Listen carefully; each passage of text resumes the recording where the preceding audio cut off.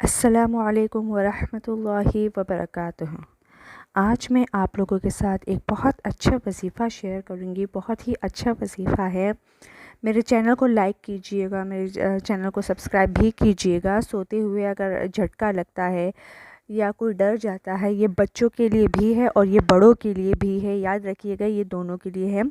आपको सिर्फ़ एक तस्बीह पढ़नी है, एक तस्बीह, और रात को सोने से पहले आपको तस्बीह पढ़नी है, आपको भूलना नहीं है। अगर आप बच्चे के लिए पढ़ रहे हैं तो आप वो पढ़कर बच्चे पर दम कर लें, और अगर अपने लिए किसी पर भी पढ़ रहे हैं तो आप उन पर पढ़कर फूंक दें।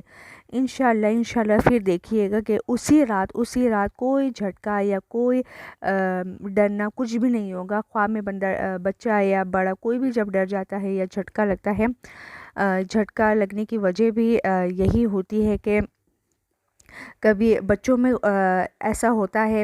हमारे ख़ानदान में भी ऐसे बच्चे हैं कि जिनको होता है ये होता है बाय बर्थ, उसके बाद ये फिर खुद ही ठीक हो जाता है। और मैंने देखा है कि ये खुद ही ठीक हुआ है।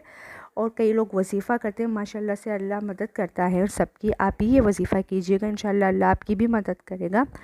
इंशाल्लाह ये वजीफ़ा जो मैं आपको बता रही हूँ, ये अभी थोड़ी देर में आपकी स्क्रीन पर शो हो जाएगा। आप उसका स्क्रीनशॉट ले लीजिएगा।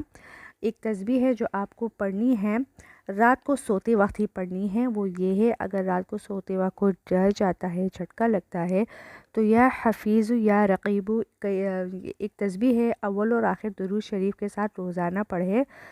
रोज़ाना पढ़ना है रात को सोने से पहले। इंशाल्लाह आपका मसला ख़त्म होगा। लेकिन दुआ करने से पहले और आखिर में दुरूद शरीफ लाजमी पढ़िएगा, और इस वजीफ़े से भी पहले और आखिर में पढ़िएगा, और फिर फूंक दीजिएगा जिसके लिए भी आप पढ़ रहे हैं।